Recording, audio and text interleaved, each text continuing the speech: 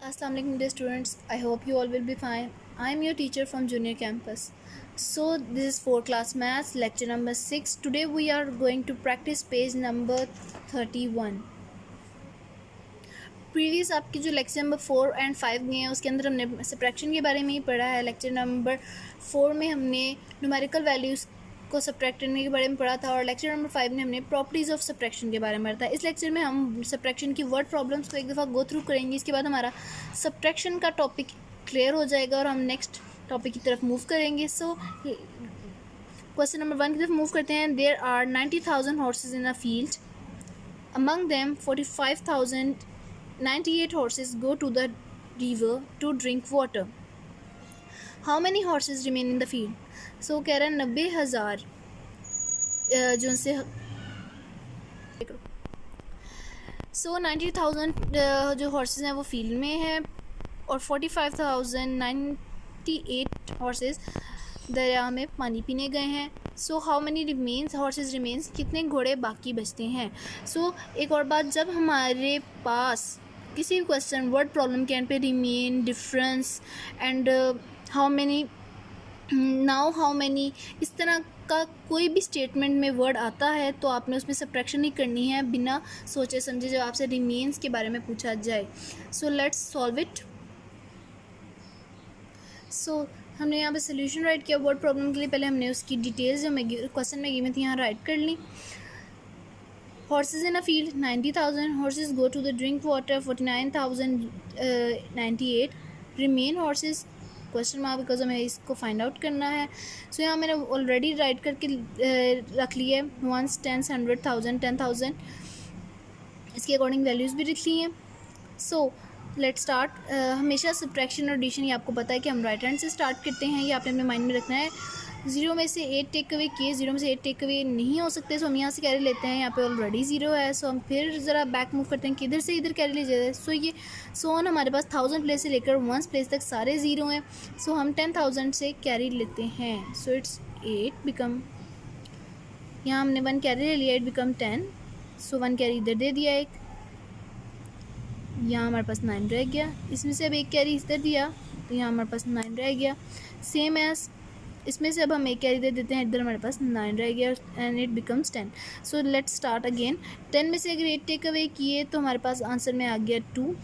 9 में से 9 take away किए 0, 9 में से 0 टेक अवे किए 9, 9 में से 9 टेक अवे किए 0, 8 में से 4 टेक अवे किए 4। सो हमारे पास रिमेन हॉर्सेस कितने बचे हैं 40,902। So that is our answer. So अब हम एक नेक्स्ट एक और क्वेश्चन की तरफ मूव करते हैं। क्वेश्चन नंबर 1 अभी मैंने आपको सॉल्व करके बता दिया है। क्वेश्चन नंबर 2 अब आप खुद करेंगे। सो क्वेश्चन नंबर 3 को एक दफ़ा गो थ्रू कर लेते हैं। In an election 7,900 in an election 789,876 votes were cast for candidate A and 650,000 votes for candidate B. Who won the election and by how many votes? Candidate को इतने votes मिले हैं, कैंडिडेट बी को इतने votes मिले हैं। वो कह रहे हैं पहले तो ये बताएं कि कौन सा वाला कैंडिडेट विन किया है, कैंडिडेट ए या कैंडिडेट बी, और कितने वोट से किया है ये भी साथ में बताएं। So let's solve it.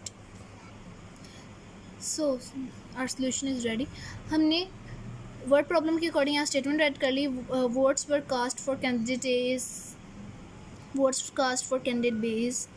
सो यहाँ पे हमने 1 टेंस, हम एक दफ़ा अगर वर्ड प्रॉब्लम को दोबारा गो थ्रू करें तो उसके अंदर हमारे पास 2 क्वेश्चंस थे। क्वेश्चंस की जो लास्ट स्टेटमेंट थी उसमें 2 चीज़ें रिक्वायर्ड थी हमें। फर्स्ट थी कि कौन सा candidate won, who is the candidate won the elections. So अगर हम यहाँ पर देखें तो आप इजीली देख सकते हैं कि किस कैंडिडेट को ज़्यादा वोट्स मिले हैं। 789, 876 एंड 650,000, इन दोनों में से कौन सी वैल्यू ज़्यादा है। कैंडिडेट ए को वोट्स ज़्यादा मिले हैं। सो हम पहले तो यहाँ पे राइट करेंगे कि कैंडिडेट ए, मैं जस्ट कैन लिख रही हूँ, आपने पूरा लिखना है। Candidate A one the elections और नेक्स्ट पार्ट था क्वेश्चन का बाय हाउ मैनी। सो अब हाउ मैनी को हम फाइंड कर लेते हैं।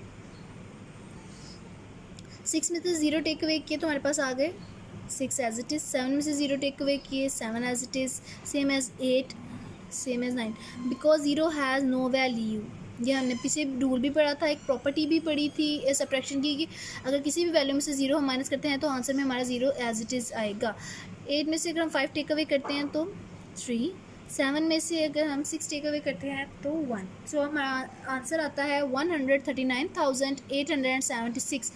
इतने वोट्स के साथ कैंडिडेट ए कैंडिडेट बी से जीता है 139,876 वोट्स। सो एक और बात आपने याद रखनी है कि जब भी आपने वर्ड प्रॉब्लम सॉल्व करनी है आपने यूनिट साथ ज़रूर राइट करना है। यहाँ पे भी आप लिखेंगे वोट्स ताकि क्लियर हो किस बारे में बात हो रही है। Okay, so now move to the next problem. In the maths in the months of January February, part A and 3 मैंने आपको कर दिया, पार्ट 2 एंड 4 आप खुद सॉल्व करेंगे अपने पेरेंट्स की ऑब्जर्वेशन में। ये बिल्कुल इजी सा क्वेश्चन है, इसमें ज़्यादा कॉम्प्लिकेटेड बिल्कुल भी नहीं है, सिर्फ ऐड एंड सब्ट्रैक्ट करना है आपने वैल्यूज़ को, सेम एज इधर भी कोई कन्फ्यूजन नहीं है। बहुत इजी क्वेश्चन है, आपने इसे खुद अपने पेरेंट्स की ऑब्जर्वेशन में सॉल्व करना है। Wish you best of luck. Okay, अल्लाह हाफ़िज़।